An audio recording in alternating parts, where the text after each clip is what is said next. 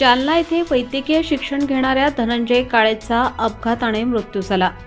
त्यानंतर त्याच्या कुटुंबियांनी त्याचे अवयव दान करण्याचा निर्णय घेतला आणि तात्काळ जालना ते पुणे, जालना ते छत्रपती संभाजीनगर ग्रीन कॉरिडॉर करण्यात आला।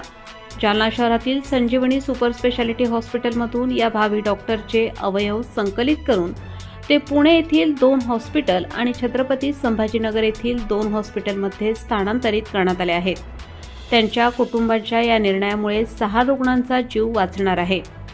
जालन्यात वैद्यकीय शिक्षण घेणाऱ्या धनंजय अनंत काळे वय 25 वर्ष या विद्यार्थ्याचा 29 डिसेंबर रोजी दुचाकीवर घराकडे जात असताना अपघात झाला होता। या अपघातात त्याच्या डोक्याला आणि मेंदूला गंभीर जखम असल्याने त्याला उपचार केले होते, परंतु यामध्ये डॉक्टरांना यश आले नाही। यानंतर धनंजयला ब्रेन डेड घोषित करण्यात आले। धनंजयचे नातेवाईक हे वैद्यकीय क्षेत्रात असल्याने त्यांनी धनंजयचे अवयव दान करून काही रुग्णांचा जीव वाचवण्याचा निर्णय घेतला। डॉक्टरांनी संबंधित विभागाकडे पत्रव्यवहार करून यामध्ये अवयव दान करण्यासाठी परवानग्या लागतात त्या पूर्ण करून तात्काळ जालना ते पुणे ग्रीन कॉरिडॉर उभारण्यात आला।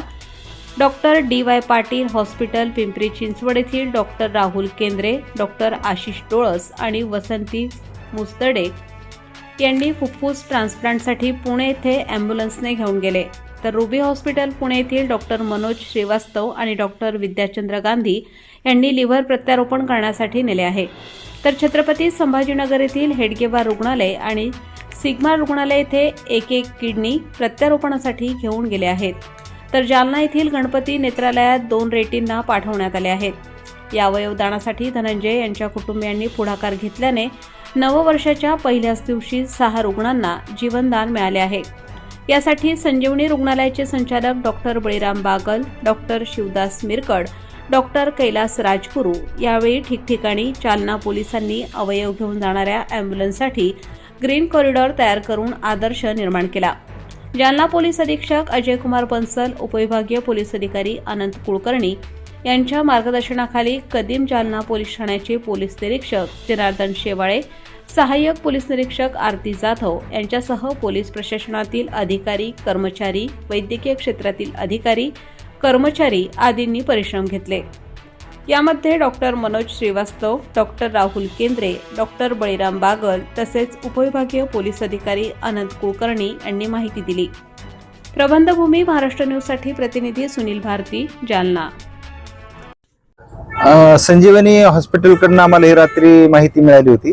त्यानंतर आम्ही सकाळी ती प्रक्रिया पूर्ण राबवली।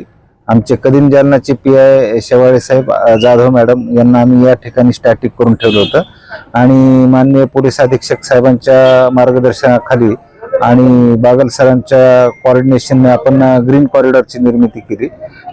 3 आपण ट्रॅफिकच्या मोबाईल्स त्याकरता स्वतंत्र नेमलेल्या होत्या। 10-10 मिनिटांनी ही प्रक्रिया पूर्ण होणार होती, त्यामुळे आपल्याला स्वतंत्र मोबाईल नेमायचे होते। आता 2 गेलेले आहेत पुण्याकरता समृद्धी मार्गाने, त्यासाठी स्वतंत्र आपण 2 मोबाईल पायलटिंग ठेवलेले होते आणि आता 3री जे आहे किडनी संभाजीनगर इथे जाणार आहे, तर त्याकरताही आपण 2 स्वतंत्र मोबाईल ठेवलेले आहेत। बदनापूरला आपण रोड बंदोबस्त लावलेला आहे। सिग्नल्सला आम्ही कर्मचारी नेमलेले आहेत, त्यांना आम्ही ॲडव्हान्स मेसेज देऊन त्या ठिकाणावरनं कुठलाही अडथळा न येता विना अडथळा प्रवास होईल या अवयवांचा या दृष्टीने पूर्ण खबरदारी घेतलेली आहे। आणि जसं डॉक्टरांनी सांगितलं की काळे कुटुंबियांनी हा एक खूप मोठा निर्णय घेतलेला आहे, अत्यंत स्तुत्य निर्णय आहे, परंतु या दुःखद प्रसंगी आम्ही त्यांच्यासोबत आहोत। पोलीस प्रशासनाच्या वतीनं मी त्यांना श्रद्धांजली अर्पण करतो आणि निश्चितच त्यांनी केलेल्या काळे कुटुंबियांनी घेतलेल्या या चांगल्या निर्णयाबद्दल त्यांचे धन्यवाद व्यक्त करतो। आणि डॉक्टरांनी जे कोऑर्डिनेशन मधून हे नवीन एक काम झालेलं आहे, त्याकरता डॉक्टरांचाही पुढाकार आणि काळे कुटुंबाचा पुढाकार हा खूप स्तुत्य आहे। पुण्याचे एक वार त्यांना धन्यवाद व्यक्त करतो। जय हिंद। खरं तर आज सुखासोबत दुःखाचा क्षण आहे।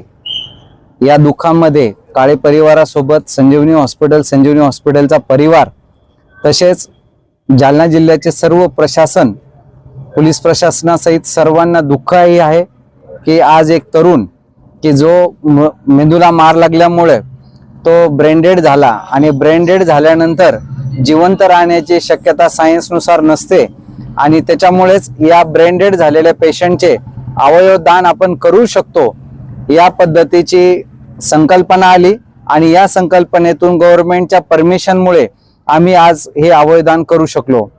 खरं तर हे दान आहे, यात काही कोणाचे नातेवाईकांनी कुणाला पैसे देऊन किंवा पैशाची देवाणघेवाण केलेले नाहीये. पण या आज जो तरुण आपल्यामधून गेलेला आहे तो एक मेडिकल स्टुडंट होता, वैद्यकीय क्षेत्राशी तो निगडीत होता आणि त्याच्या या उभारीच्या दिवसामध्येच जो काळाने त्याच्यावर घात घातला आणि त्या घातामुळे त्याच्या तो मृत्यूच्या दाढेत अडकल्यामुळे आपण सायन्स त्याला सोडू शकत नव्हतो आणि त्यातच हे नातेवाईकांच्या लक्षात आल्यामुळे माझे मित्र डॉक्टर प्रताप ओझरकर यांनी पुढाकार घेऊन या पेशंटचे अवयवदान करण्याचा निर्णय घेतला आणि हा अवयवदानाचा निर्णय हा निश्चितच त्या परिवारासाठी एक खूप मोठा आघात आहे. परंतु त्या नातेवाईकांनी कोणत्या ना कोणत्या रूपाने माझा मुलगा जिवंत राहील आणि त्याच्यामुळे अनेक लोकांचे प्राण वाचतील त्यासाठी त्यांनी अवयवदानाचा निर्णय घेतला आणि या अवयवदानामध्ये आज पुणे इथे 2 हॉस्पिटलमध्ये लिव्हर आणि लंग याच्या प्रत्यापरणासाठी पाठवण्यात आलेले आहे. आणखीन 2 किडनी संभाजीनगर येथील सिग्मा हॉस्पिटल आणि हेडगेवार हॉस्पिटलला जाणार आहे आणि दोन्ही डोळे हे येथीलच गणपती नेत्रालयाला दान दिले जाणार आहे. मला असं वाटतं की आज जरी आपलं नवीन वर्ष असेल तर सुख आणि दुःख या दोन्हीचा संगम होऊन हे वर्ष आपल्याला आलेलं आहे आणि मी काळे कुटुंबियांना या दुःखातून सावरण्याची ईश्वरचरणी प्रार्थना करतो आणि त्यांना या रूपाने त्यांचा मुलगा परत धर्तीवरती आहे याबद्दलही त्यांना धन्यवाद देतो. ताज्या व महत्त्वाच्या बातम्या बघण्यासाठी प्ले स्टोअरवर जा, प्रबलभूमी ॲप डाउनलोड करा व या धावपळीच्या जीवनात अपडेट राहा.